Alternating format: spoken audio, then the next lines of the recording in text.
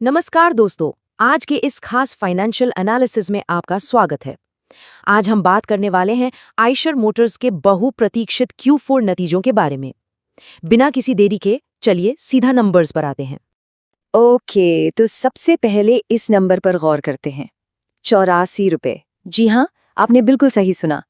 Company ने 84 रुपए प्रति शेयर के शानदार डिविडेंड का ऐलान किया है। मतलब पूरी रिपोर्ट देखने से पहले ही शेयर धारकों के लिए ये एक गजब की खुशखबरी है। तो आज हम क्या क्या कवर करने वाले हैं? बहुत सिंपल है।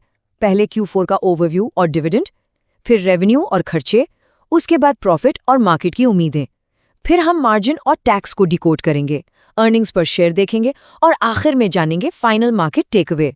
चलिए अपने पहले सेक्शन की तरफ बढ़ते हैं। Q4 ओवरव्यू और डिविडेंड यानी शेयर धारकों को कैसे रिवॉर्ड किया जा रहा है।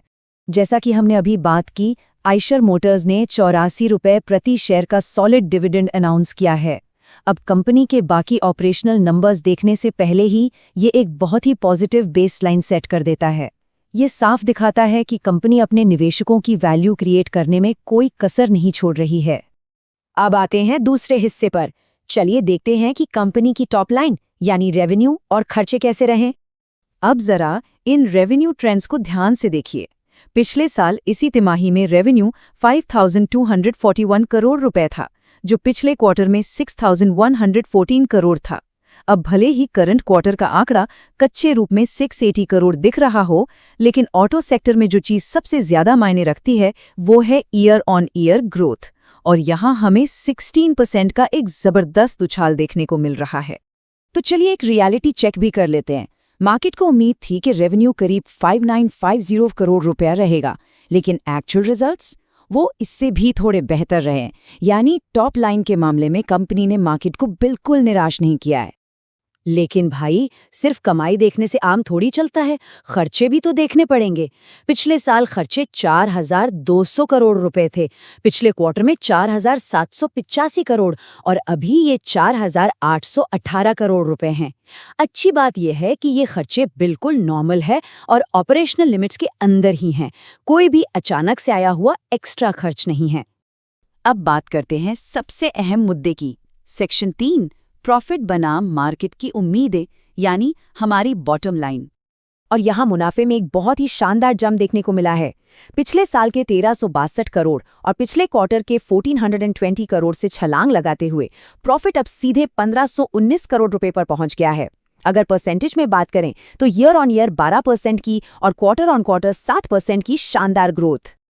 इस टेबल को देखिए, ये डेटा पूरी कहानी खुद बयां कर रहा है। मार्केट का अनुमान था 1540 करोड़ रुपए के प्रॉफिट का और एक्चुअल नेट प्रॉफिट आया है 1520 करोड़।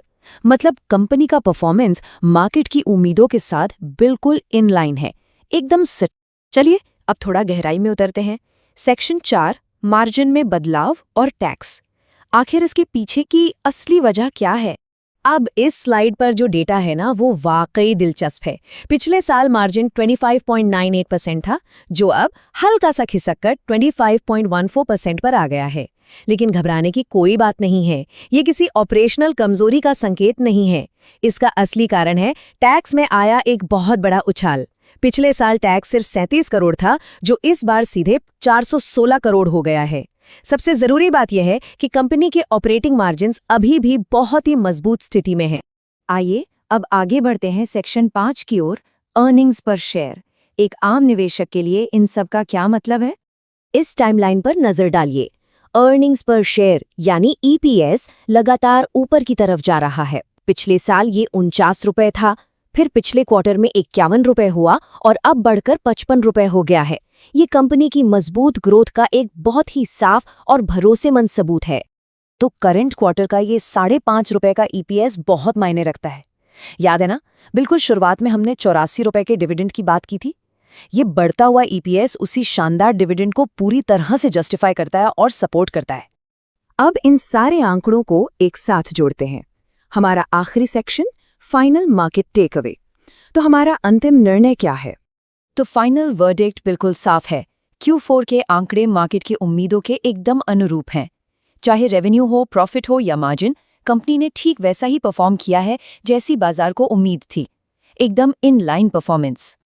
तो अब जाते जाते एक बड़ा सवाल, इन बिल्कुल इनलाइन आंकड़ों और इतने जबरदस्त डिविडेंड के बाद आगे चलकर ब्रॉडर मार्केट आयशर मोटर्स के इस स्टॉक पर कैसे रिएक्ट करेगा? क्या ये नंबर स्टॉक को और ऊपर ले जाएंगे? सोचिएगा जरूर। आज के इस एनालिसिस में जुड़ने के लिए बहुत बहुत शुक्रिया।